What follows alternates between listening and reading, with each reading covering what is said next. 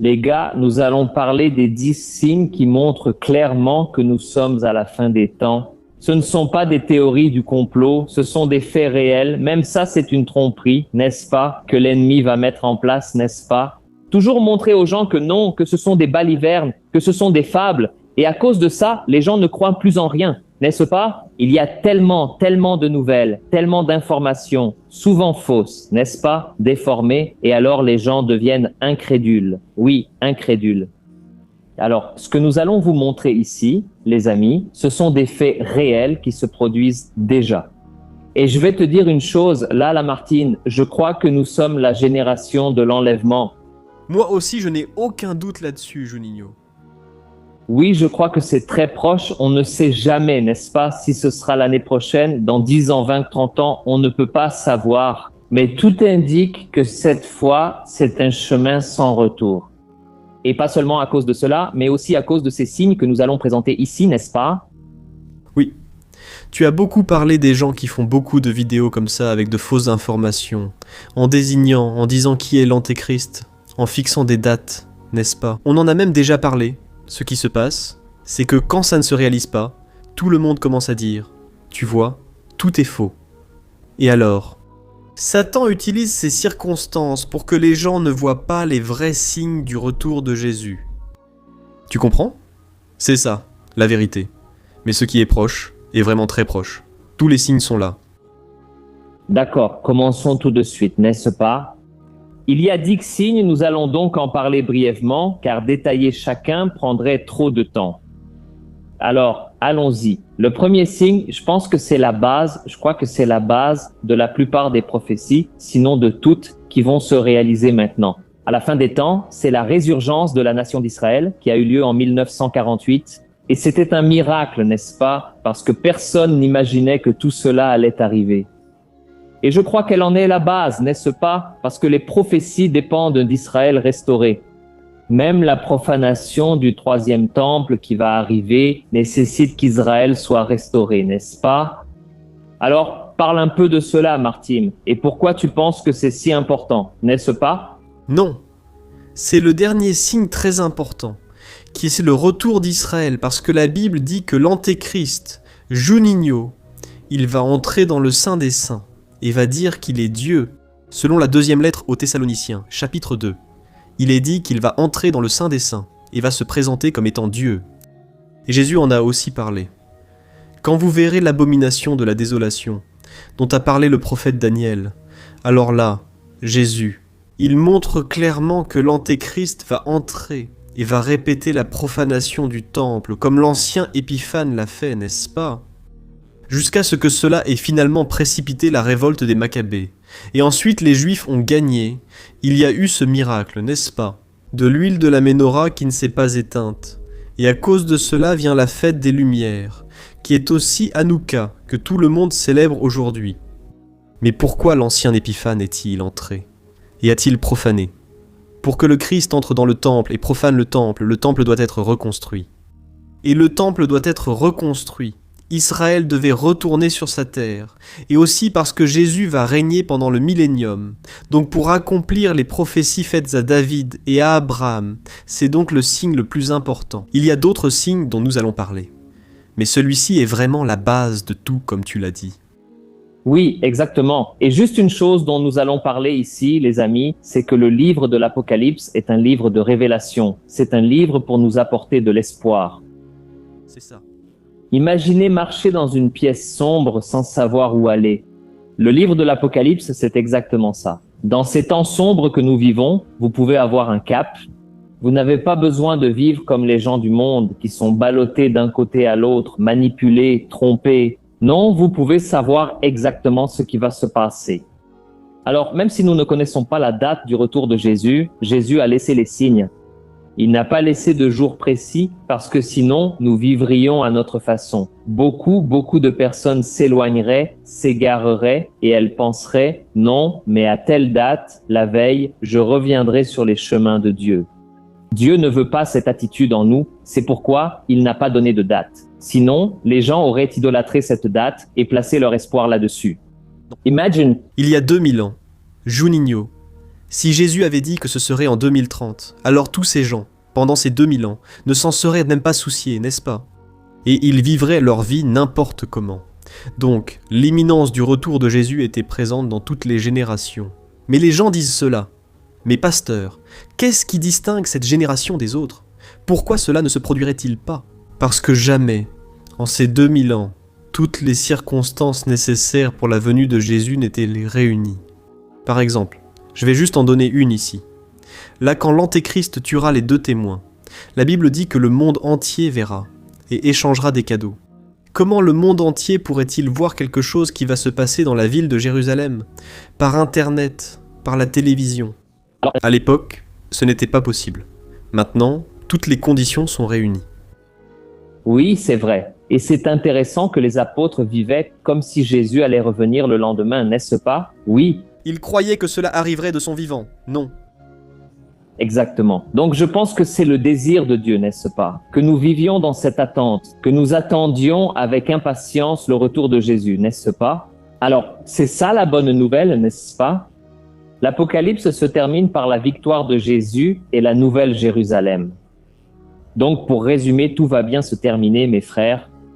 Pour nous qui sommes fermes avec le Christ, nous passerons par le temps de la colère, nous allons tout surmonter, l'ennemi sera vaincu et nous régnerons avec le Christ pour toujours. Amen. Donc, le premier signe est celui-ci, la résurgence de la nation d'Israël. Le deuxième signe, Lamartine, que je vois comme très imminent, c'est la reconstruction du temple. N'est-ce pas? Nous savons qu'il existe déjà l'Institut du Temple. Ils font des recherches depuis plus de 30 ans. Ils ont préparé tous les meubles, n'est-ce pas, pour reconstruire. Ils ont déjà organisé une réunion où ils ont invité les dirigeants du monde entier pour reconstruire ce temple. Et eux, donc, ils sont déjà totalement prêts. Ils forment les Lévites pour servir comme prêtres. Alors, parle un peu de cela. C'est très intéressant. Eh bien, tu l'as très bien mentionné. L'Institut du Temple est un institut qui se trouve à Jérusalem, où tous les ustensiles qui étaient dans le temple existent déjà là-bas. Si tu as déjà visité Jérusalem, tu verras qu'il y a une menorah en or massif dans un endroit comme ça, près du mur des lamentations. Autrement dit, tout est prêt. Les vêtements des prêtres, ces ustensiles qui vont servir, n'est-ce pas, pour le brasier, l'encensoir, tout est prêt. Il ne manque que l'arche d'alliance, qu'ils n'ont pas fabriquée, car ils assurent qu'elle sera retrouvée. Certains pensent même qu'elle est déjà là, ou qu'ils savent où elle est. Quoi qu'il en soit, le projet du temple est prêt. Et ils disent que ce temple peut être construit en 6 mois. Et tu as très bien dit, aujourd'hui les prêtres et les lévites sont appelés Kohanim, n'est-ce pas? Kohanim.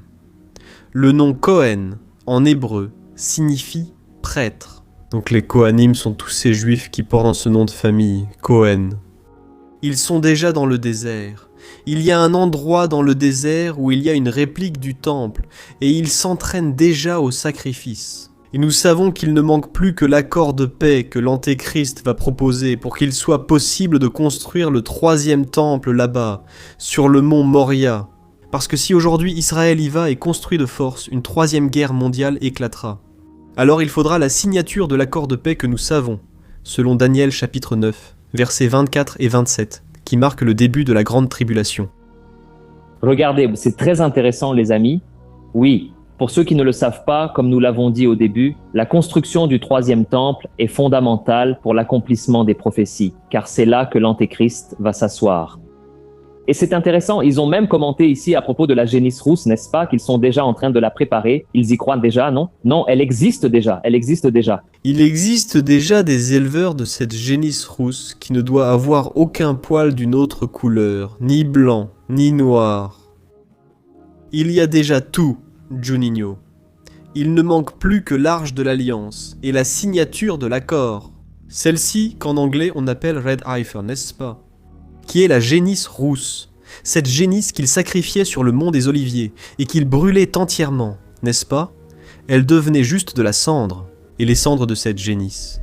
Il les mélangeait avec de l'eau et avec ce mélange. Ils purifièrent les personnes qui allaient entrer dans le temple. Donc tout est déjà prêt. Il ne manque vraiment plus que l'accord de paix et l'arche d'alliance. Intéressant. Et tu crois que même cette marque Lego, tu sais, les Lego pour assembler les petites pièces, n'est-ce pas? Ils ont déjà fait le nouveau modèle Lego du temple. Tu chercheras plus tard. C'était très intéressant. Je ne savais pas. Je vais regarder. Ils l'ont déjà fait? Non. Une reconstruction précise, parfaite, dans les moindres détails, aussi bien à l'intérieur qu'à l'extérieur, tu vois? Je voulais en acheter pour mes petits-enfants. Je vais voir si j'en trouve. Alors, fais des recherches pour voir. J'ai vu ça sur YouTube, j'ai trouvé ça fantastique, tu vois? Et Je vais chercher. encore une fois, déjà, c'est sûr, en inculquant déjà aux gens l'idée qu'il faut reconstruire ce temple, n'est-ce pas? Et puis, il y a le troisième signe. Nous allons déjà passer au troisième signe. Celui-là, je pense qu'il va tout changer. Préparez-vous, d'accord? Ce n'est rien que, comme je l'ai dit, ce n'est pas une théorie du complot. Vous allez voir de vos propres yeux le monde conspirer. C'est pour cela que je vais vous dire ceci. Le troisième signe, la grande réinitialisation économique, n'est-ce pas? Ils veulent reconstruire ce monde pour quelque chose de meilleur. Et qu'est-ce que ce serait, n'est-ce pas? Cette réinitialisation, n'est-ce pas? Ils veulent reconstruire le système économique. Pour eux, ce système économique, le capitalisme, est en faillite. Alors, ils veulent reconstruire ce système économique, le système environnemental aussi, n'est-ce pas? Apporter quelque chose de durable. Et pour cela, ils doivent réinitialiser ce monde, autrement dit, repartir de zéro. Mais c'est ce repartir de zéro qui pose problème, parce qu'ils vont recommencer à leur manière. Donc, c'est certain, la population sera totalement entre les mains des puissants de ce monde, des grands dirigeants. Donc, les gens vont déjà naître dans ce nouveau système de ce monde. Tu comprends? Alors, dis-en un peu à ce sujet, Dramatigno. Eh bien, qu'est-ce que le reset? Qu'est-ce que ça veut dire, réinitialiser un ordinateur? C'est appuyer sur ce bouton pour qu'il redémarre, n'est-ce pas? Il va tourner, tout recommencer à zéro. Que se passe-t-il lors d'une réinitialisation? Si tu n'as rien sauvegardé, tu perds tout. Réinitialiser et recommencer à zéro. Ils disent que l'agenda de l'ONU 2030 comporte 17 domaines dans lesquels ils vont intervenir. Alors, il est question du domaine environnemental. Ils ne veulent pas que la Terre, la planète Terre, augmente de plus d'1,5 degré de température au cours de ce siècle. Sinon, ils disent qu'il y aura des inondations, que les villes côtières seront submergées. Mais tu as très bien parlé. Ils disent que les différences de richesse d'une nation à l'autre doivent cesser. Ils disent qu'il faut éliminer tous les agents polluants. Alors, toutes les voitures seront électriques. Quand tu regardes, chacun de ces éléments est vraiment sympa. Mais j'ai été choqué cette semaine, Juninho. J'ai une disciple, Paula, qui est en France, et elle m'envoie tout, tu vois ?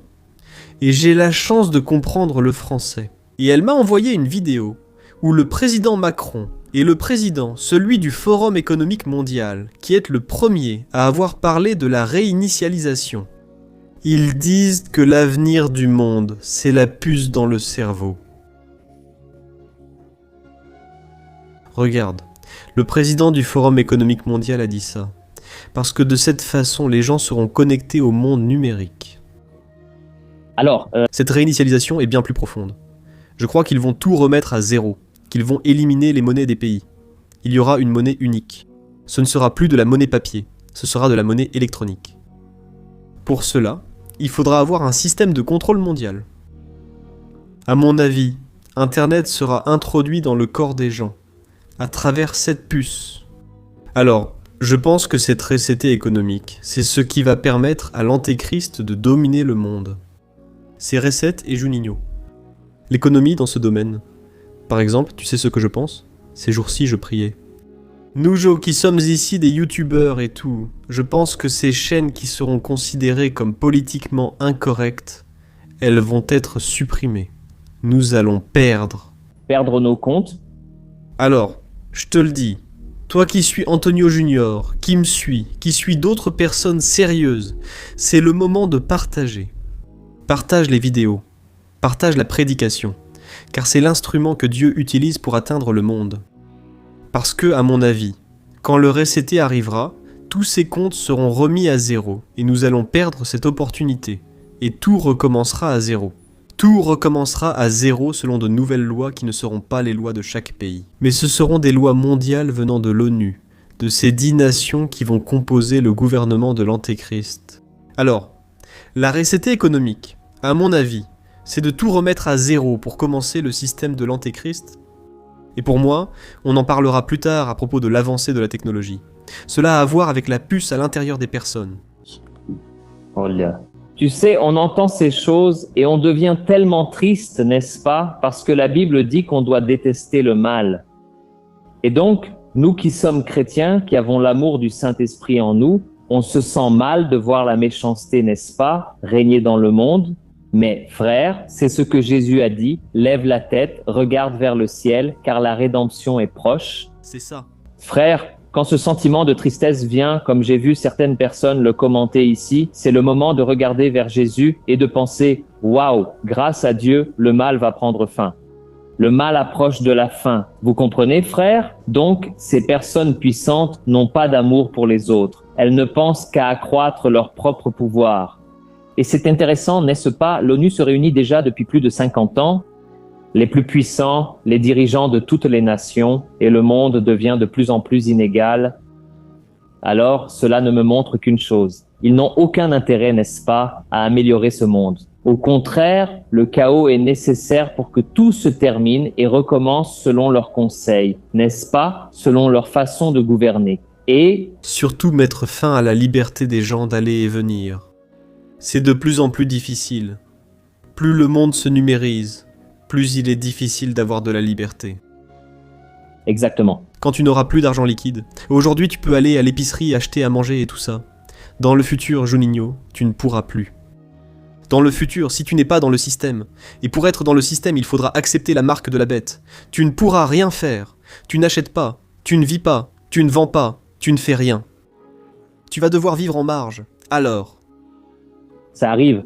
mes chers, oui, relève la tête. Il est temps de prêcher l'évangile. C'est pourquoi, Martine, il est essentiel d'aborder ces sujets. Beaucoup disent « Oh là là, pasteur, vous me faites peur.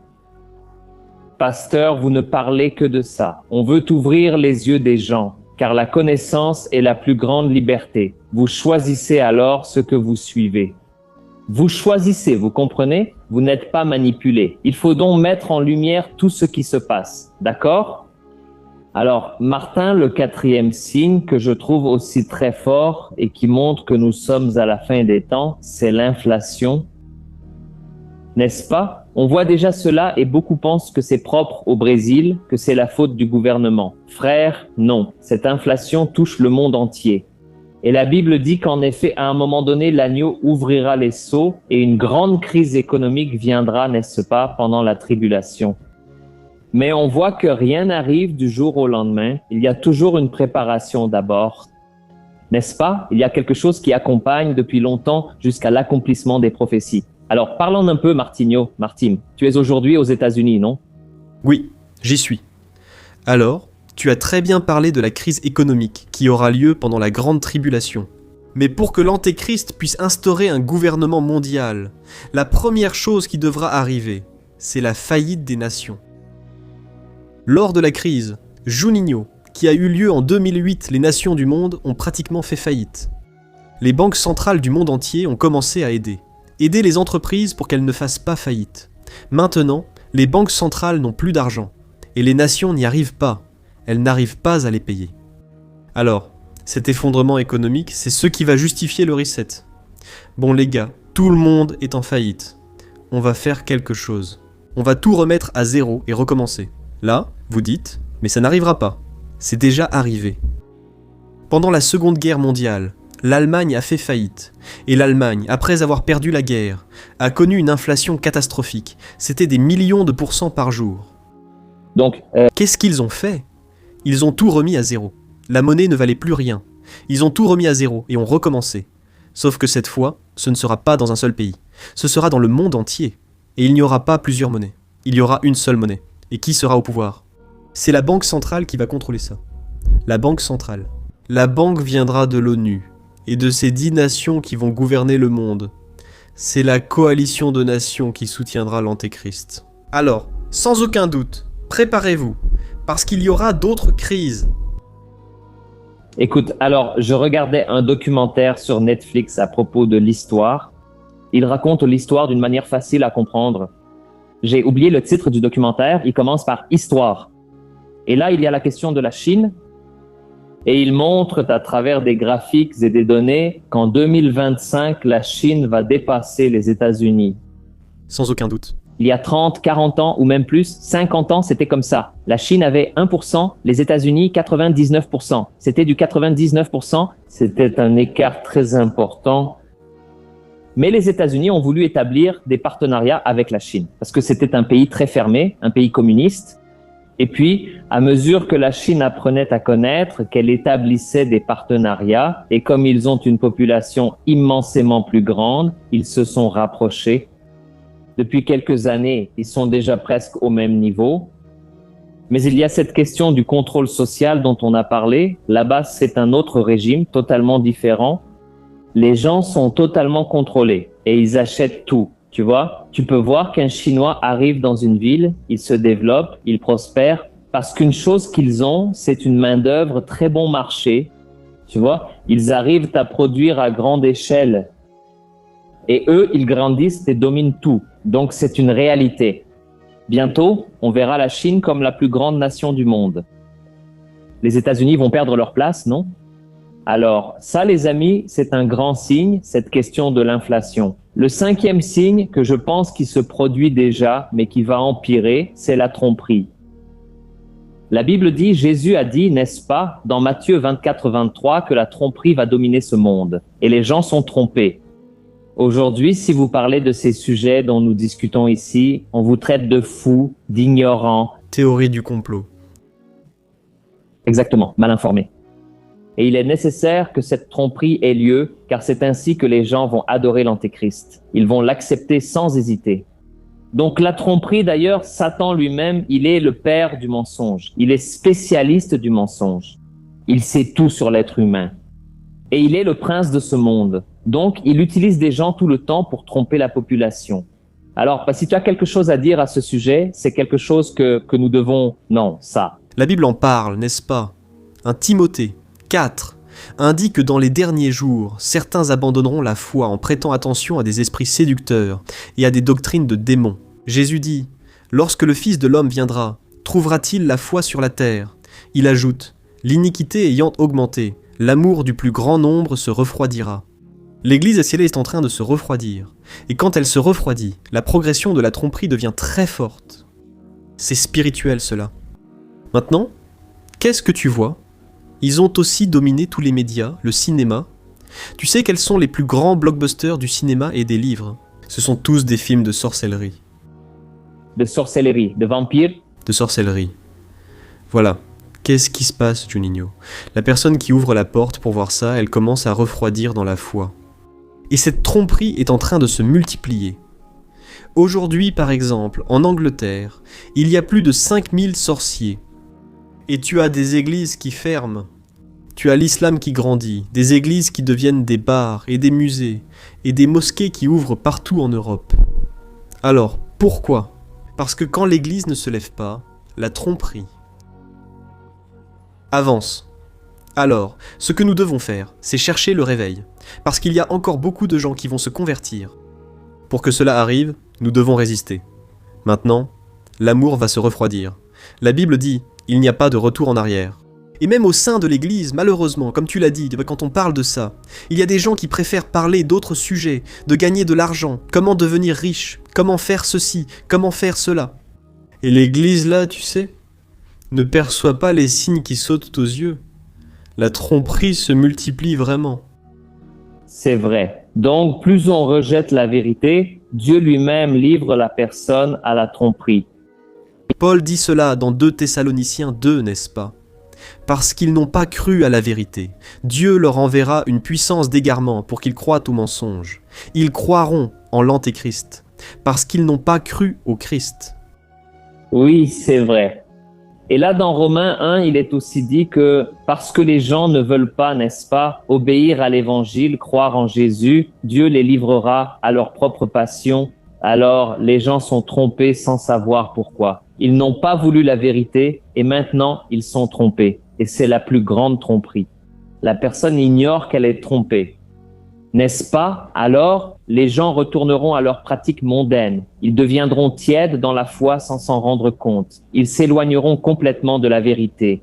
Alors, frères, vous qui aimez écouter la parole de Dieu, cherchez à écouter la vraie parole, même si elle fait mal. La vérité est la seule chose qui libère, d'accord ?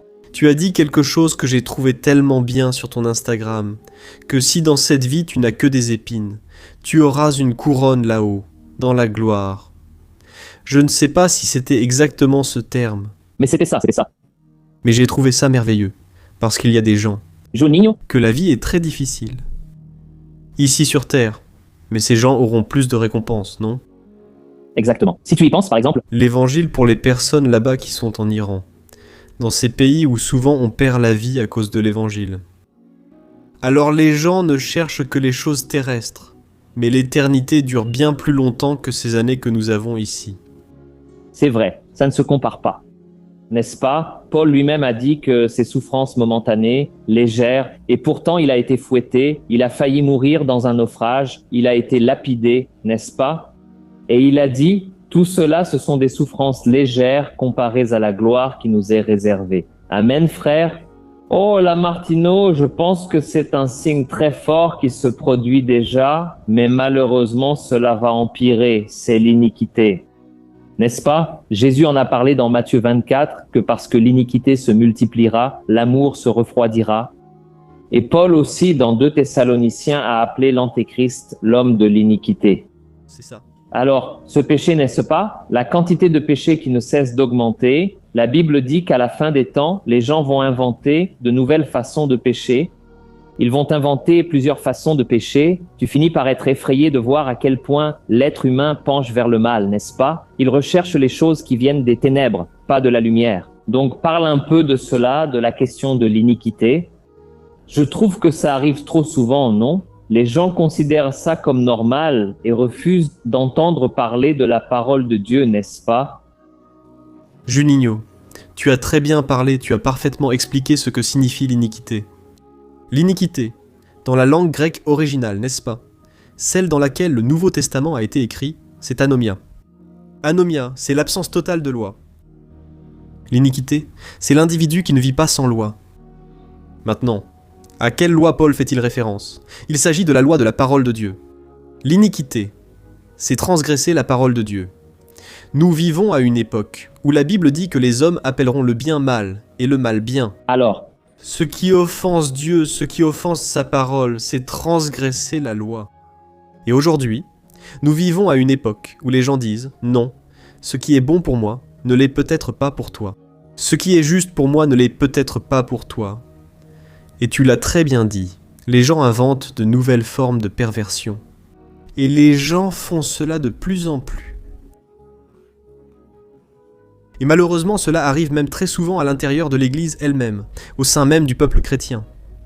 Alors, c'est spirituel. ce sont des puissances, je crois que ce sont des démons, Juninhos, qui viennent de l'enfer pour ce moment.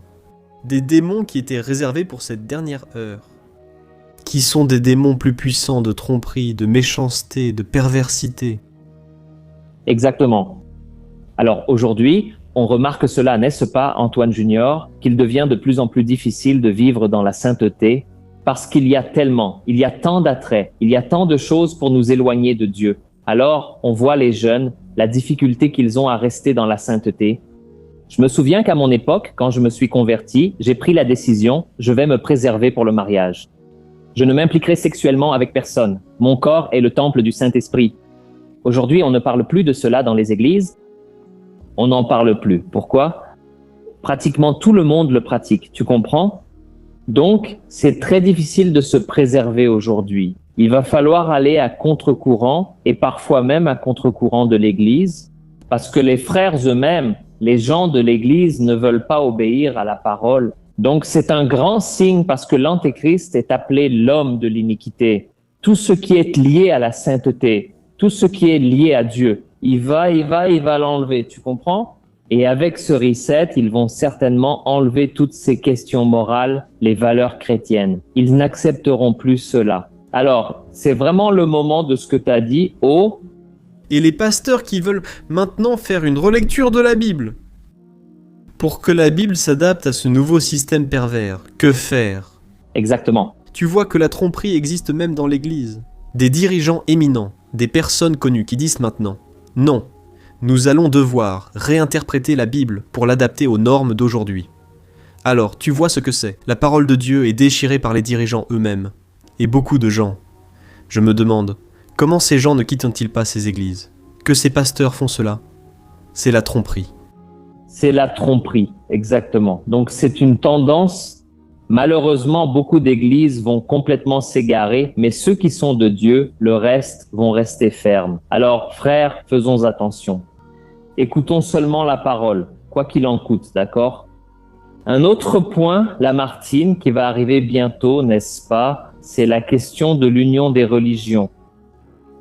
C'est le chrislam, n'est-ce pas, comme ils disent. C'est le christianisme, le judaïsme et l'islam. Cela existe déjà à Dubaï. Un endroit où ils ont construit cela, sur une place où il y a les 3 temples. Il y a un temple chrétien, un temple musulman et un temple juif. Maintenant, je te demande, comment peut-on réunir tout cela? Si l'islam dit qu'Allah est Dieu, le juif dit que Yahvé est Dieu. Maintenant, le chrétien dit que Jésus est Dieu. Dans cette religion, tu ne pourras plus parler de Jésus, qui est le seul chemin. Exactement. Ce ne sera pas possible. Qu'est-ce qui sera retiré? L'essentiel, Jésus. Je suis le chemin, la vérité et la vie. Personne ne va au Père si ce n'est par moi. C'est tellement sérieux qu'ici aux États-Unis, Jorninho, autrefois, les États-Unis sont le pays le plus évangélique du monde. Oui. Ici, tu salues les gens à Noël en disant « Joyeux Noël, Feliz Natal ». Maintenant, tu ne peux plus dire ça, tu pourrais l'offenser. Ils disent que c'est un manque d'éducation de dire à quelqu'un « Joyeux Noël ». Il faut dire « Bonne fête ». Pourquoi? Parce que tu pourrais offenser quelqu'un. Mon Dieu. Alors, ça arrive, mon ami. Maintenant, la Bible dit que cet accord de paix sera quoi? L'union des religions. Parce que pour l'Antéchrist et pour Satan, peu importe la religion que tu as, du moment que ce n'est pas la religion qui confesse Jésus comme le seul sauveur. Exactement. Si tu ne confesses pas Jésus comme unique sauveur, tu n'iras pas au paradis. Il veut envoyer tout le monde en enfer. Então, ça ressemble à un beau discours. On dirait que tout le monde va s'unir, que ce sera la paix. La Bible affirme que cette paix n'existe pas. Le monde ne peut pas apporter cette paix. Malheureusement, les hommes sont mauvais, ils ont de mauvaises intentions et les prophéties sont là pour s'accomplir, n'est-ce pas? Alors, cette union des religions va arriver, elle est déjà en train de se produire, mais c'est une démonstration claire qu'elles vont vraiment s'unir. Elles vont s'unir. Et il faut que ce soit ainsi, parce que si l'Antéchrist, il ne pourra pas apporter l'accord de paix, il devra amener cette union, n'est-ce pas? Alors, un autre signe, le 8e signe, rappelons qu'il y en a 10. Le 8e signe, nous le remarquons clairement, ce sont les moqueurs de la foi. C'est la perte de la foi, cette apostasie. N'est-ce pas? La Bible dit dans 2 Pierre, chapitre 3, verset 4, « Je vais lire ici pour vous. » D'accord? Non, vas-y, dis-le, c'est le texte principal. Oui, les gens disent, où est la promesse de sa venue? Car depuis que nos pères se sont endormis, toute chose demeure comme depuis le commencement de la création. Alors, les gens, ils disent cela, frère, mais vous dites que Jésus va revenir. Il va revenir quand, les gens? Parfois, il va revenir dans 300 ans, 1000 ans. Pourquoi? Tout est comme c'était depuis la création. Et c'est une chose intéressante, Lamartine, parce que le ciel, s'il y a une chose solide qui montre la fidélité de Dieu, c'est quoi? C'est notre ciel. Toi, oui, le temps passe, les générations passent, et le ciel reste inébranlable. Le ciel, la lune, les étoiles, le soleil, et pourtant la Bible dit que même cela sera ébranlé, n'est-ce pas? Les étoiles tomberont, le ciel va s'assombrir, le soleil va s'assombrir, n'est-ce pas? La lune s'obscurcira, ils disparaîtront. Les éléments se dissoudront. Alors, que se passe-t-il? Les gens non, ils se moquent, tout comme au temps de Noé, au temps de Lot, personne ne voulait entendre parler de Dieu. Et ce sera exactement de cette façon que Jésus reviendra, quand les gens s'y attendront le moins, ils ne s'y attendront pas. Comment donc Lamartine sur ce sujet face aux moqueurs de la foi? Ce texte dont tu parles, j'ai déjà été beaucoup critiqué par des gens quand je parle du retour de Jésus qui approche, et les gens utilisent exactement cet argument. Non, dans toutes les générations, les gens disent que Jésus va revenir, qu'il ne reviendra pas, qu'il n'y aura pas d'enlèvement, qu'il n'y aura pas d'enlèvement secret, n'est-ce pas? Les gens utilisent cet argument, Juninho. Et c'est incroyable, parce que l'apôtre Pierre a prophétisé que c'est exactement ce qu'ils allaient utiliser. Donc, même ce qu'ils disent est déjà une preuve que nous sommes à la fin des temps, parce que Jésus et Pierre ont parlé exactement de cela. Pourquoi ?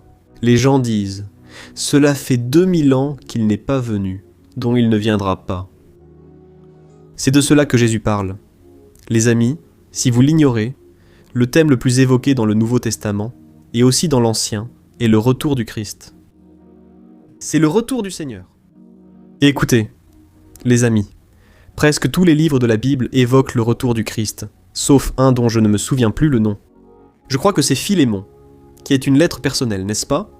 À part ça, tous les livres parlent du retour de Jésus. Alors, les gens se moquent, parce que ça prend du temps. Mais les nombreux signes et les prophéties que vous lisez disent « Nous vivons cette époque ». Exactement. Et la Bible parle de fumée, de feu. La Bible dit que la nature sera ébranlée. Donc même le ciel, qui pour nous aujourd'hui est une sécurité, sera ébranlé avant le retour de Jésus. Donc cela va arriver, mais les gens n'y croient pas. C'est intéressant que Jésus, même à son époque, ait raconté la parabole de Lazare et du riche, et il a dit aux pharisiens, même si quelqu'un ressuscitait d'entre les morts, vous ne croiriez pas. Frères, nous devons faire très attention à l'incrédulité, car s'il y a une chose qui déplaît à Dieu, qui empêche la grâce de Dieu dans notre vie, c'est le manque de foi. Nous devons lutter contre cela. Et la seule façon, c'est d'écouter la parole de Dieu. Il faut arrêter d'écouter ces nouvelles, d'écouter ces personnes moqueuses. Nous ne pouvons pas rester dans le cercle des moqueurs, sinon notre foi finira par disparaître. Alors, frères, cela va arriver. Même si les gens disent qu'il y a toujours eu des tremblements de terre, des tsunamis, frères, avec la fréquence d'aujourd'hui, c'est déjà scientifiquement prouvé, le monde est en train de trembler, vous comprenez, de plus en plus. Ils veulent aller sur Mars, chercher refuge ailleurs, alors que le monde entier sera ébranlé.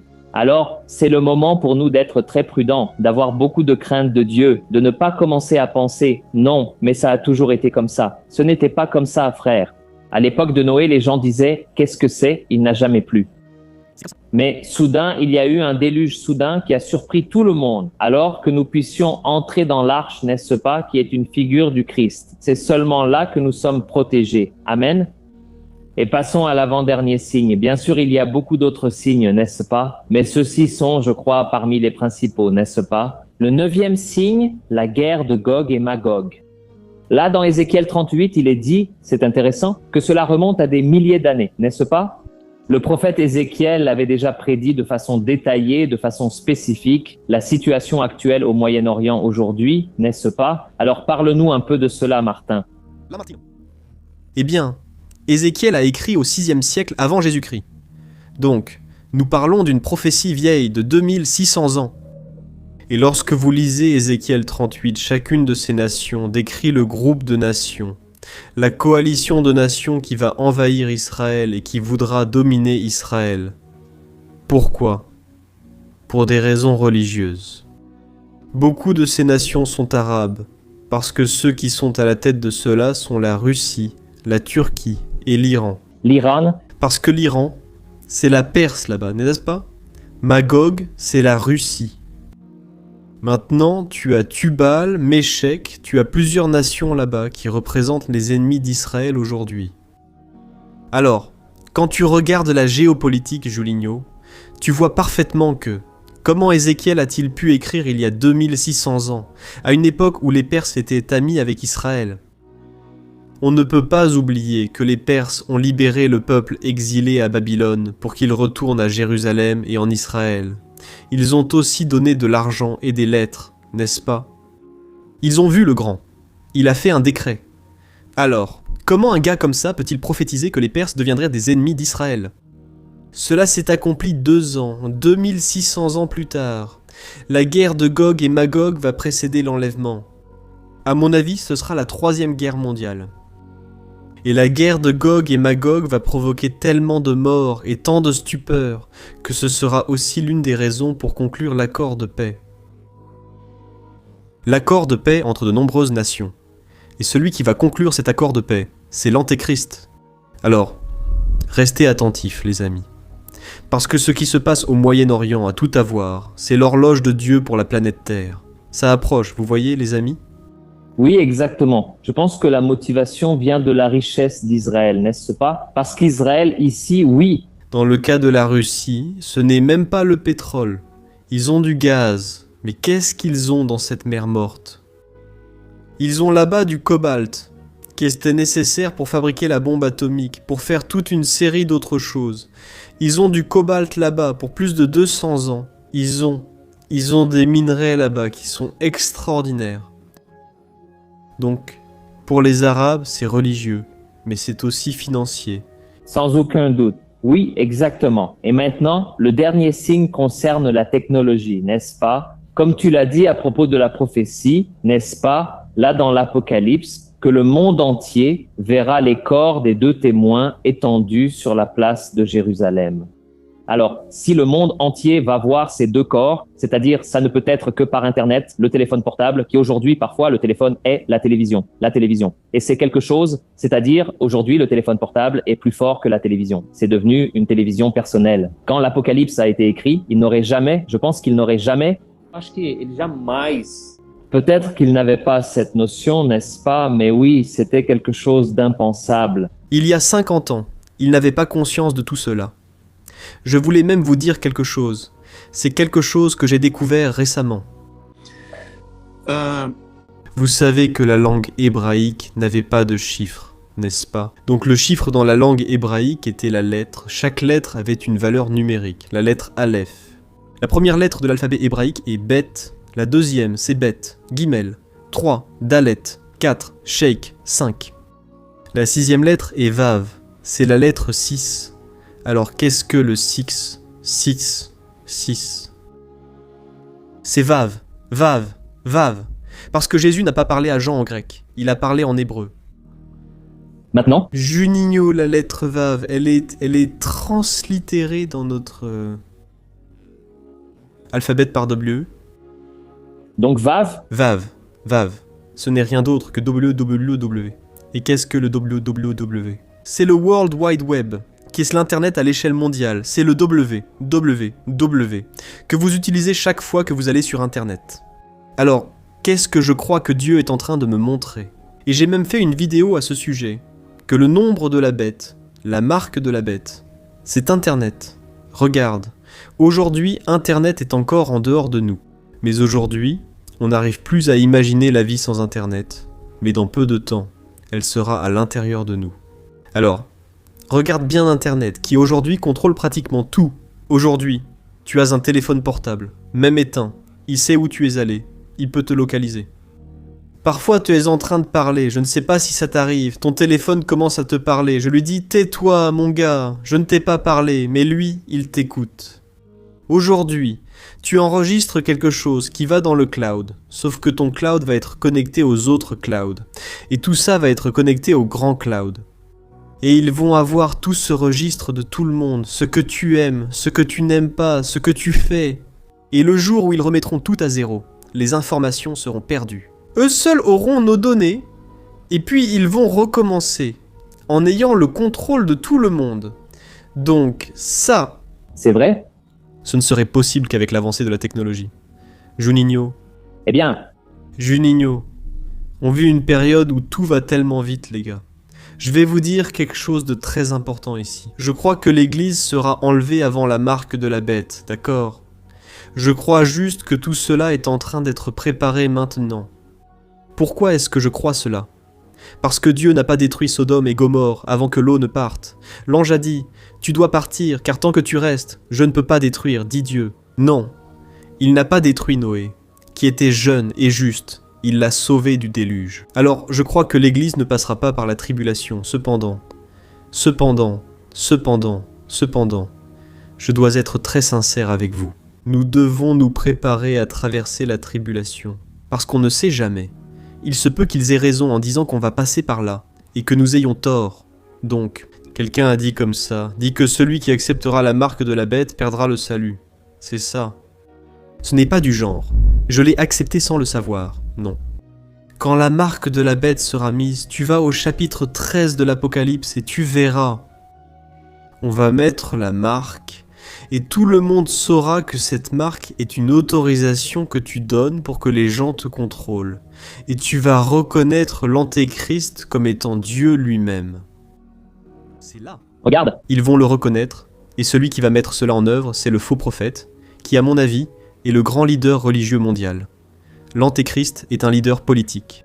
Maintenant, personne ne recevra cette marque sans le vouloir. Tout le monde le saura.